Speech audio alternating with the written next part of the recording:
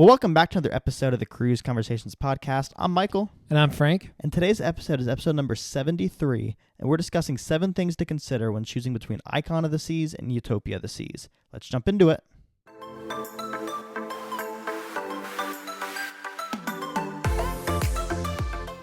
Well, I'm back from the cruise, Michael. It's been a couple days. I'm getting back to the swing of to work. It's not fun coming home from It never is. Dude, it's that last day, man. You just get so sad. I don't think my wife gets as sad as I do. I love cruising, and it's always tough coming home from a cruise, but excited to kind of talk a little bit about that. I know we've done a review of Utopia of the Seas before, so we're not going to do exactly the same, but I'm going to try to sprinkle in some things just along the way on, just got off obviously Icon in September and then getting off Utopia, doing a little bit of a comparison like we talked about. Before that, we got some news. So we talked a lot about Perfect Day Mexico coming to Costa Maya in 2027. We kind of finally found out a little bit more about the deal. So the deal was $292 million. It's a pretty penny there. That's a pretty penny. And that is set to close in the first half of next year. Obviously, following that, we'll get a lot of construction, and then hopefully it will be opening fully in 2027. That's kind of the plan right now. They pretty much said that they don't want to do a phased release. They want to release everything at once, which would be really great. So, yeah, it's a lot of money. You think about how much it costs to build a ship, though. I mean, it's only like a third maybe. So it's a lot of money, but I think that they're seeing that this is a good investment and that they're going to have it for a long time. And I can just imagine what all that money is going to do to the local economy there. Yeah, because I mean that $292 million for a little cruise area that small. Because like we said, the whole area was man-made, right? It's not like Costa Maya wasn't a real place. I mean, you have Manhalal down the ocean or whatnot, but outside of that, I mean, that's gonna bring a lot of money into the local economy too. And like you said, Royal gets to build their place. Yeah, a little bit of like an off topic, but like I was just at in Nassau, and we were watching them build like their new beach club at Nassau. Basically, they're doing it right by the cruise port. And what was really, really cool is that they were bringing like cement to pour. Obviously they have to like build structures and things because there's nothing there right now, but they would actually have to like put the cement truck on a boat, take it to the island, dump the cement truck, and then they put it back on the boat. Like, and it's all locals, to your point. Like, it's all Bahamian people that live in Nassau. It is like stimulating the local economy, and I'm sure Mexico's happy about it, that they're getting their workers involved. It's going to be a lot of people are going to be coming to this island and, using this space and spending money on, hats and all this stuff. Like, it's all going to be good in the long run. But yeah, it's interesting. I mean, it's crazy because like stuff like cement that you don't even really think about, right? Like getting it out there to an island. Obviously, one of my favorite TV shows, Survivor, one thing Jeff mentions, kind of one of the first challenges each season, they go through like an obstacle course where there's a lot of mud.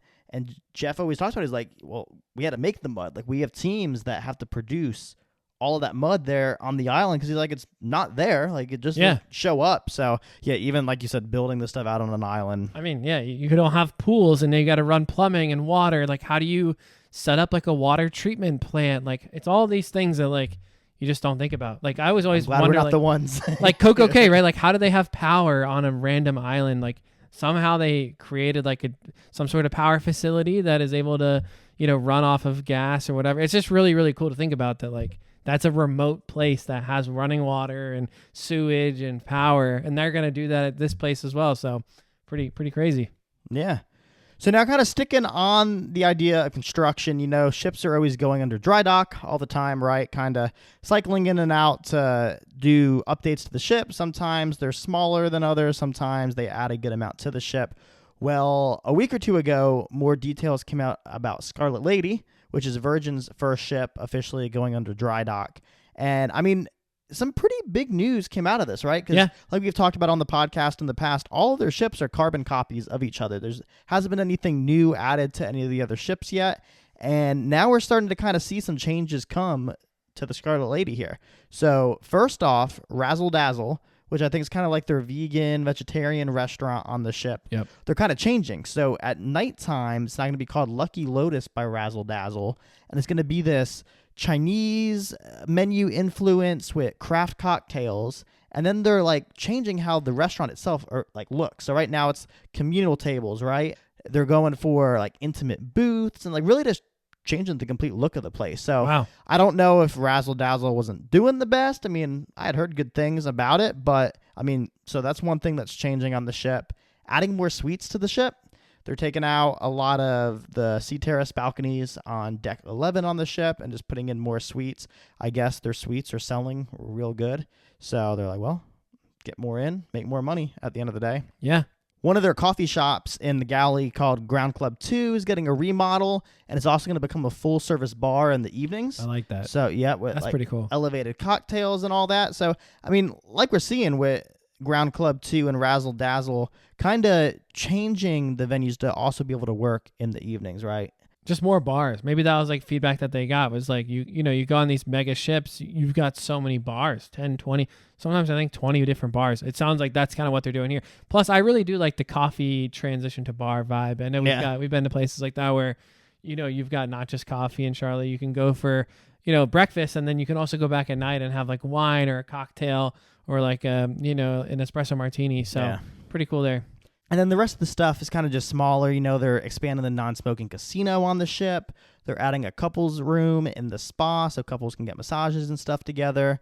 And then they're adding a mermaid to the bow of the ship. So overall, I mean, a good amount coming to the Scarlet Lady. Like we said, kind of for the first time seeing some of these venues change a little to kind of see what this next iteration of the Virgin ships is going to be. Yeah. No, that's great. I mean, I'm least probably excited about the mermaid part. I feel like that doesn't really matter, but it kind of reminds me of Disney. You know, Disney is like a big deal each time for their ships when they announce what characters they're putting out on the bow.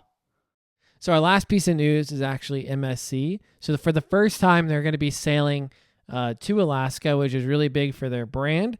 Obviously, their first thing was that they wanted to launch in the U.S. and build the U.S. market, and now they're expanding past, you know, the normal Caribbean sailings and from New York to now doing Alaska, which is really, really cool. So in 2026, which I know we did do an episode last year about the, you know, upcoming sailings and deployment, probably need to do something around 2026 and 2027 because a lot of cruise lines are starting to release their deployment schedules. But MSC Poesia is going to be home porting in Seattle. They're going to be doing week-long cruises to Alaska in 2026.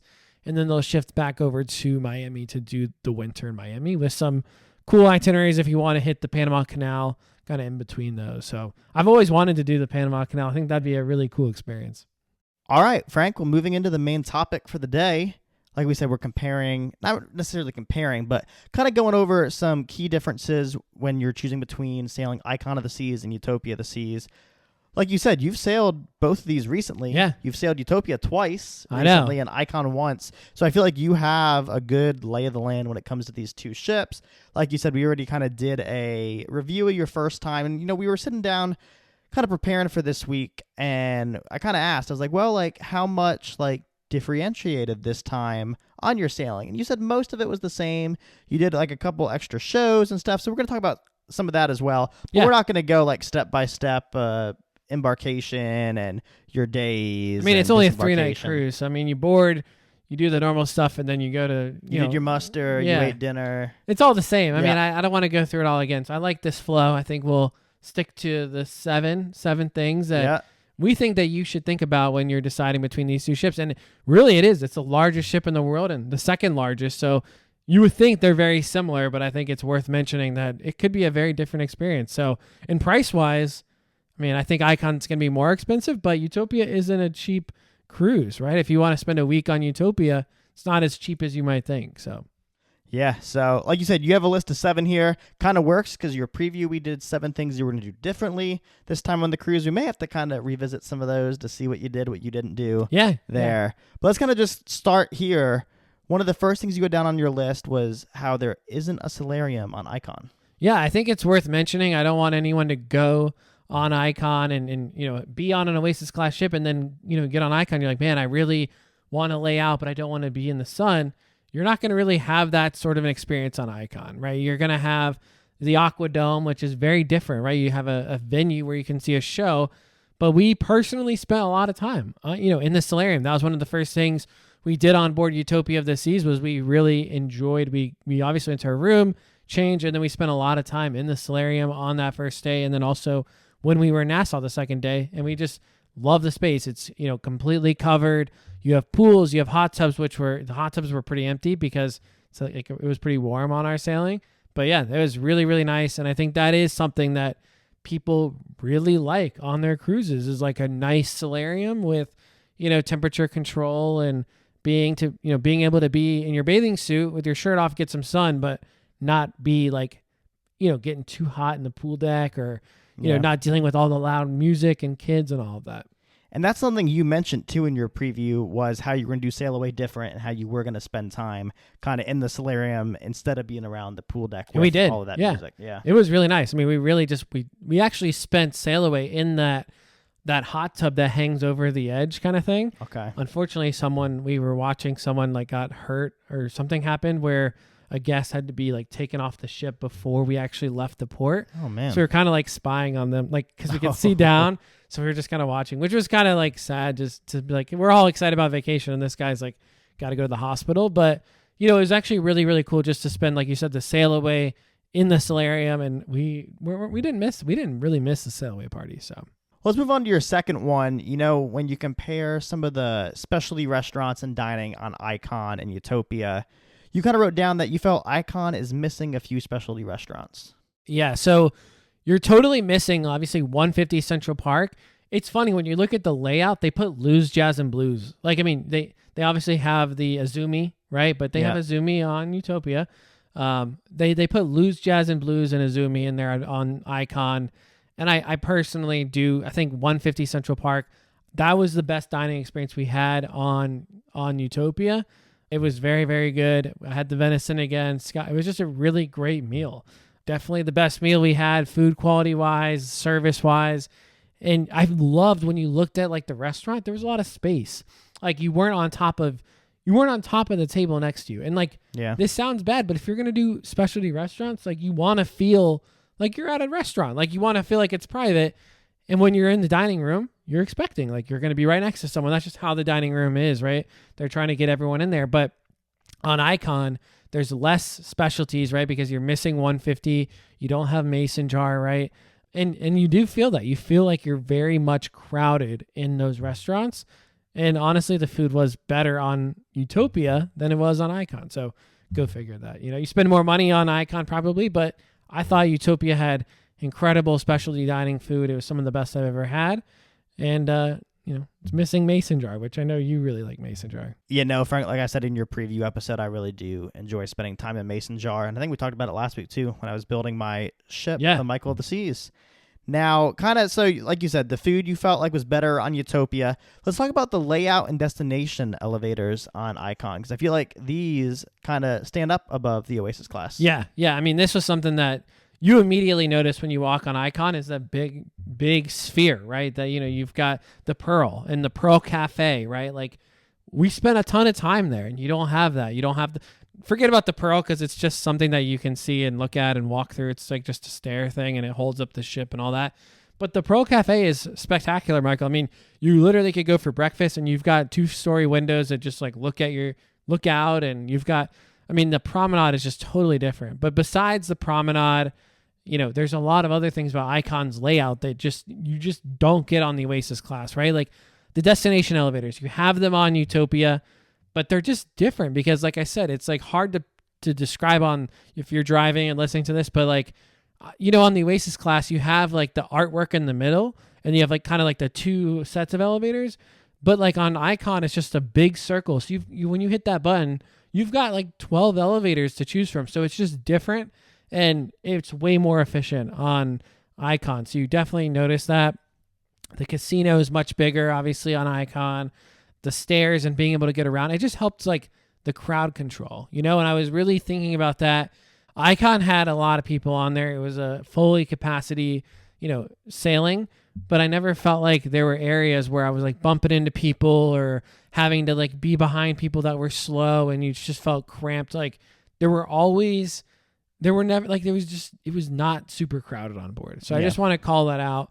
Even Central Park, right? Like when you think about the Oasis class, you have like the rising tide that takes up so much room, like in Central Park itself, right? So like when you're walking through Central Park, a lot of times you're like on the Oasis class, it can feel a little crowded because they have all this space dedicated to things like the Rising Tide bar, where you don't really have that on Icon. So space wise, I just felt like the layout on Icon, you're paying for that better experience.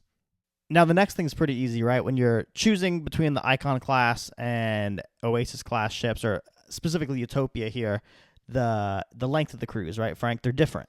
Yeah. I mean, you're talking 3 to 4 night cruises versus a 7-night cruise.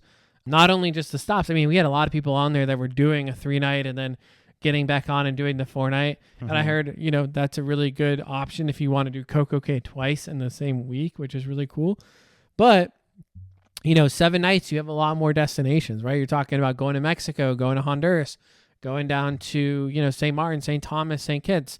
Just totally different. I mean, personally, I would go with the longer cruise if I could, but it's not always possible. So that is something that when you're choosing between these options, you may just have to choose based on number 4 here and just go with what your PTO calendar looks like. But not only like the ports, but like, this too, on any cruise, like the 3-night cruises just attract a lot more of the party crowd, like bachelor party, which we loved our bachelor party, but like bachelorettes, you've got, people that are just celebrating birthdays, like half the cruise is celebrating a birthday on the weekend cruises and are just trying to get drunk and have a good time versus like the 7-night cruises. I mean, at least on Icon, you've got a pretty, good crowd that is there to really relax and just get away.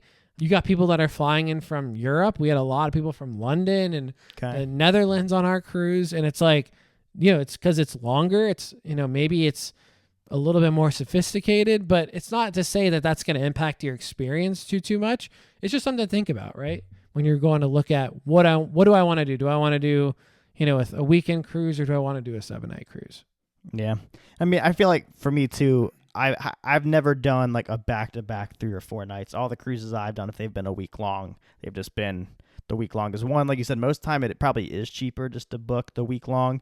And 2, I mean, it's less work at the end of the day. Yeah. And like you said, you do get to get further south or east or west versus kind of just hitting up the Bahamas and what's close. There's not really like a pro to me to doing the back-to-back on a 3-night and a 4-night like that, other than if you really wanted to just go to Coco Cay twice. That's pretty much the only reason why I would. I was going to say, at that point, it has to be more about the ship itself than the places you're going to. Yeah, exactly. Like if we weren't talking about Icon on this episode and it was Freedom of the Seas or, Rhapsody of the Seas or like one of the older ships, I would totally do a back-to-back on Utopia versus one of those. All right, the next thing you have on your list here, and I mean, this is a big selling point for Icon, is the Category 6 water park. I mean, it's decent size, has plenty of slides on it. I know you really enjoyed it on Icon. How did it feel not having it this weekend on Utopia? Yeah, it was tough. I mean, it's tough. I feel like there were moments where we're like in the solarium and we're like, okay, we really would love to go hit a mat slide or go do like a drop slide or go do one of the family raft slides in the morning when, you're like, we're not getting off of Nassau, but we're up at 8:00. We could totally go do this water park.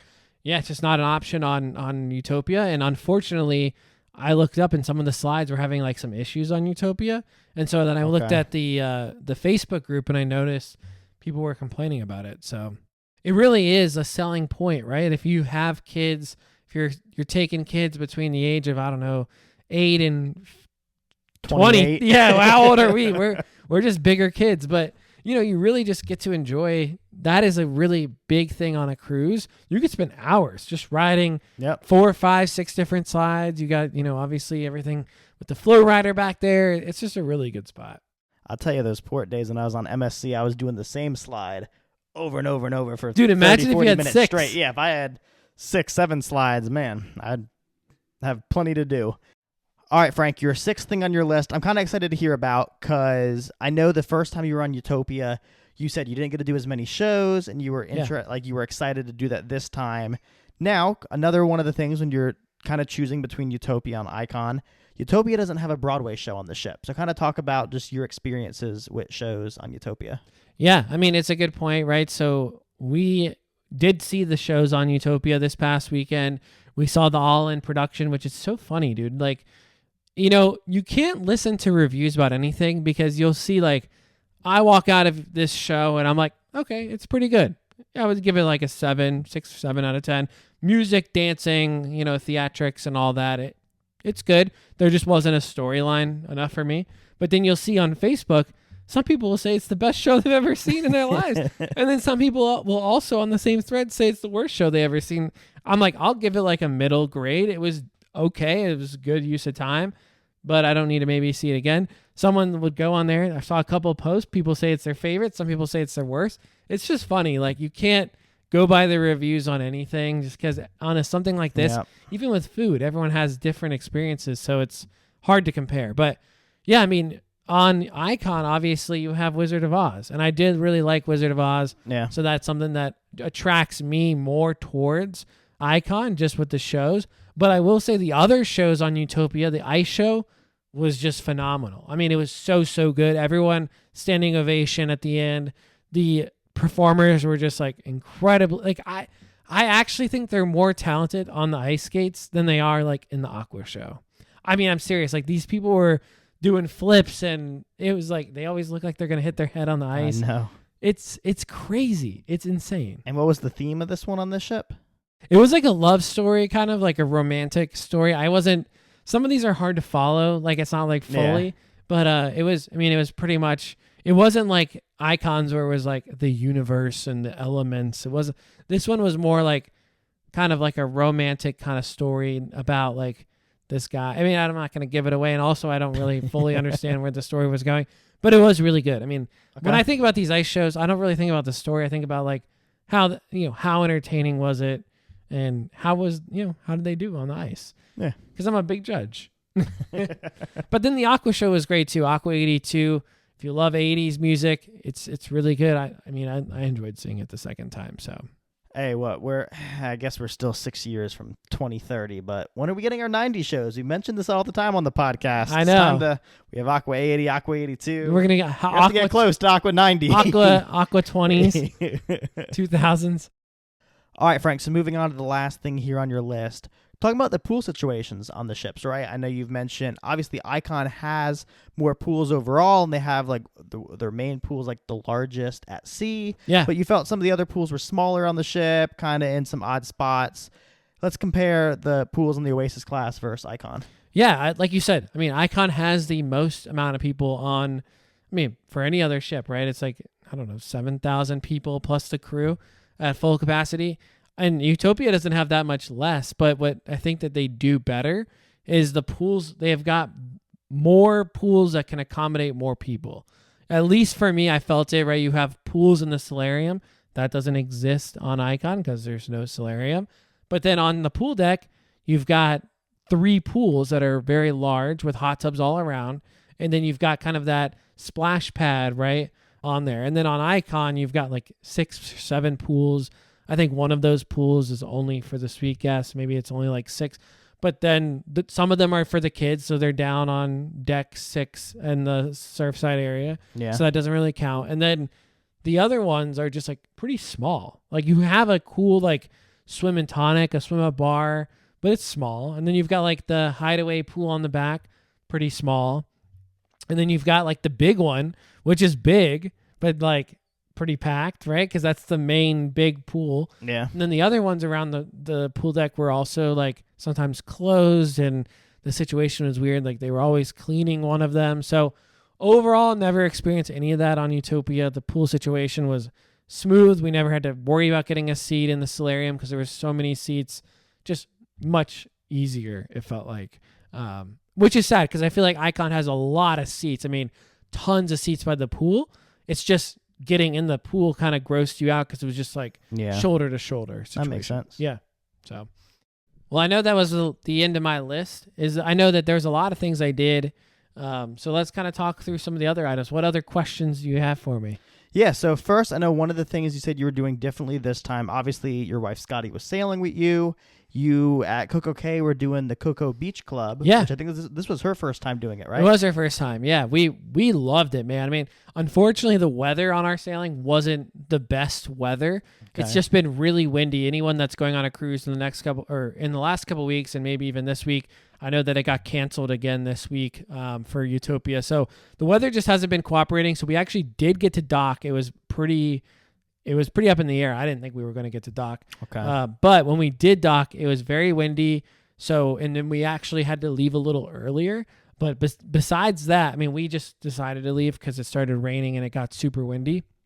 But besides that, the Cocoa Beach Club was awesome. I mean, I really loved it. It was really quiet. Like, I think that's the part that really attracted my wife to the area, was that you don't feel like you're at like this Disney World kind of place where there's a lot of people and it's loud and all that. Like, it was very chill and honestly just kind of like bougie feeling. Like, you feel like you're just at like a really nice resort somewhere. Like, you've got people coming around to take your drink orders, and you have a lunch that's like, I mean, you have ceviche and shrimp cocktail and lobster and steak and all that. I mean, I personally thought the lobster was better than the steak because the steak on the ship was really good. But, overall, great day. The pool was amazing.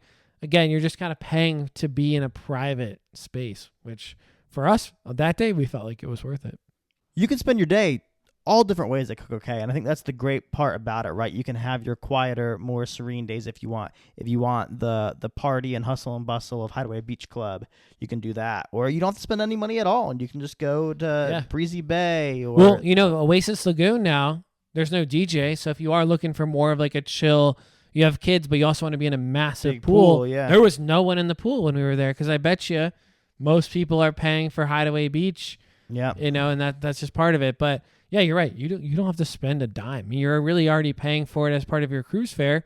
Hop off the ship, and you know what? One of the best things I ate at Coco Cay that day was that dang chicken sandwich. I'll tell you, that's free. It doesn't cost anything. I grabbed that thing, put it in my bag, ran on the ship, and ate it from the room because it was raining. Oh, okay. Yeah, you can bring it back on. So yeah, I actually don't know. We didn't go through security because the weather. I think they just opened up an extra gangway, so I don't know if I'd imagine you can bring a chicken sandwich back on. It's their food there on their island. It's their food. Yeah. Well, let's also talk about some of the dining you did, right? So this was your second time now doing the Royal Railway. How did it compare to the first time? Still kind of the same experience overall? Any changes you noticed? I think the biggest thing that I noticed was that there's like a little bit of like ab-libbing. Like, they don't have a script, like the actors, right? So the actors don't have a script. And so we had some different people. Like, we actually had like different people that I didn't have on the first time doing the acting. And I could tell like it was kind of fun that they put their spin on it, right? We had like a female in a role where it was a male last time. So it was actually nice to like see like how a different person would play that role in the show. Food-wise, service-wise, it was amazing. I feel like the service is just very, very good.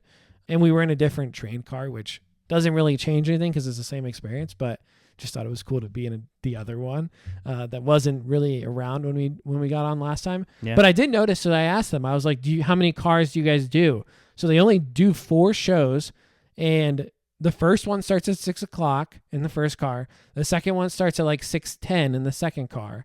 And then there's like 8 or is it 8:30? Sorry, 8:30 in car 1 and like 8:40.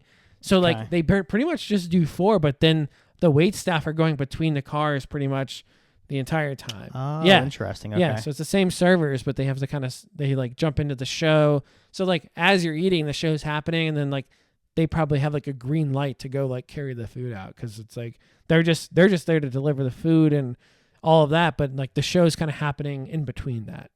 So it's pretty cool. Yeah, we really, really liked it. I think probably wouldn't do it a third time until they come out with something else. Okay. Like if they come out with that Silk Road, we talked about that, or Polar Express kind of thing, like we would definitely try that. But at this point, it's the same experience. So it was really good. The food is really, really good. And I enjoyed it.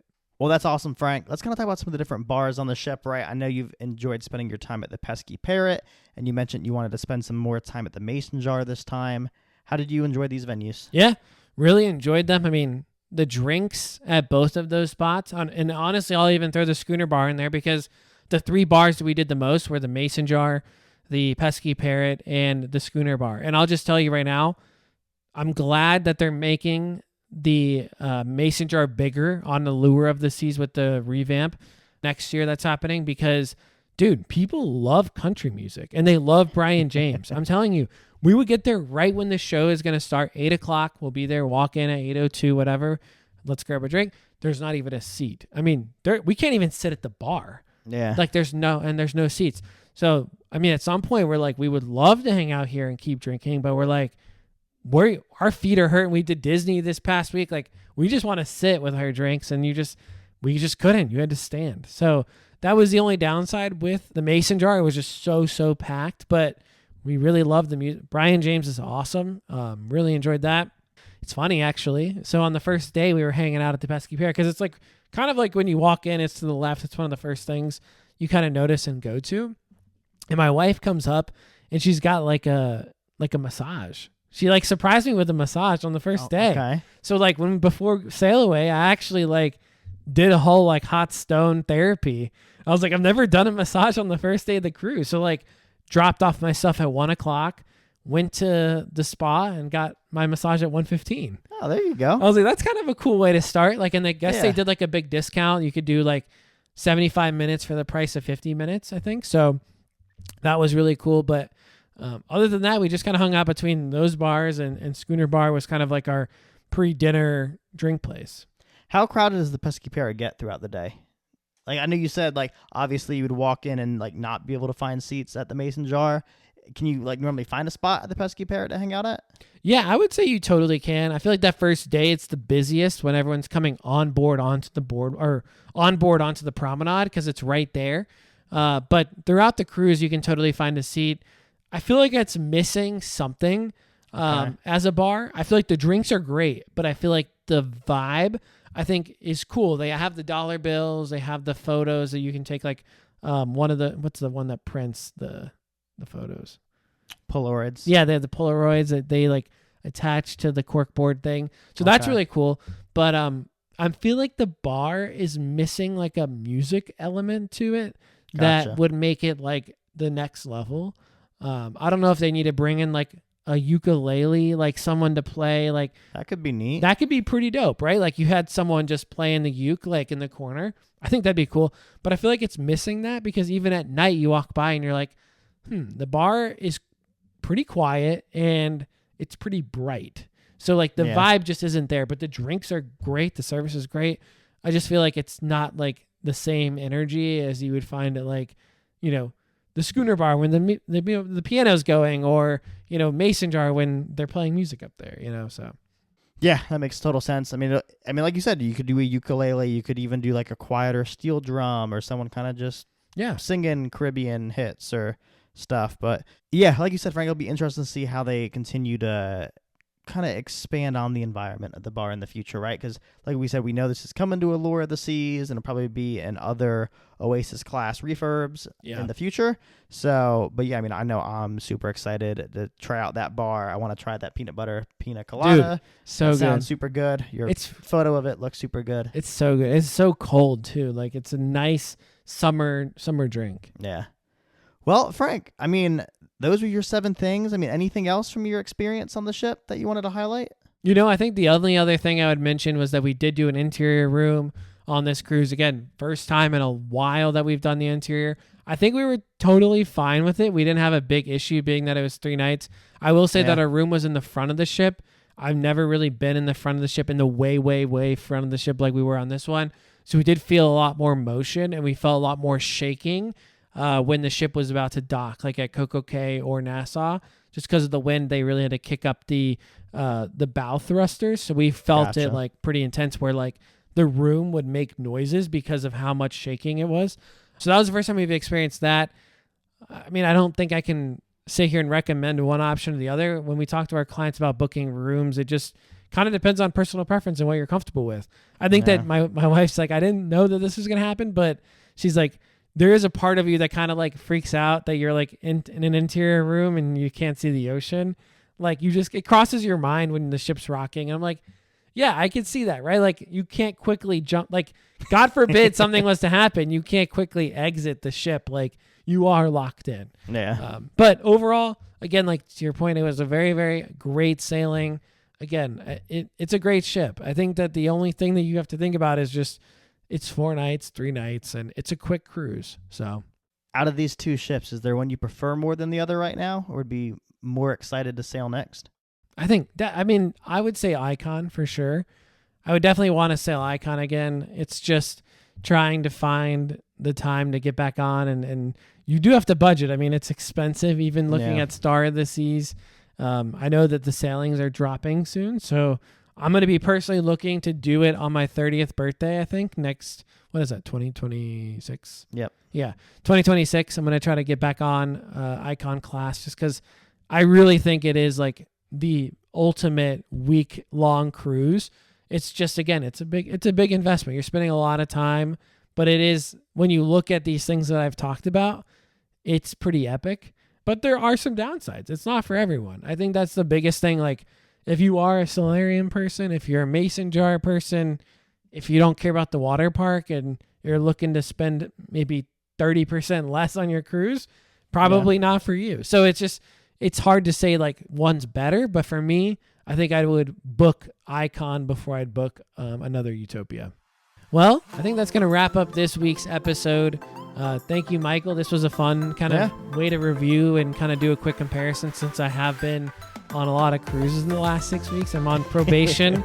Even though I keep getting all these casino offers, I need to take a little bit of a break, but we're going to have some good cruising coming up in the next couple of months. We'll be back on Allure soon, and maybe we'll sneak in another one next spring. But if that's you, if you want to book a cruise, we would love to work with you. If you want to support us as this podcast, you can reach out to us by text at 704-313-8556. You can also send us an email at cruiseconversations@gmail.com, or just hit us up on social media at Cruise Conversations. So with that, thank you so much for listening to another episode of the podcast, and we will see you back here next Wednesday.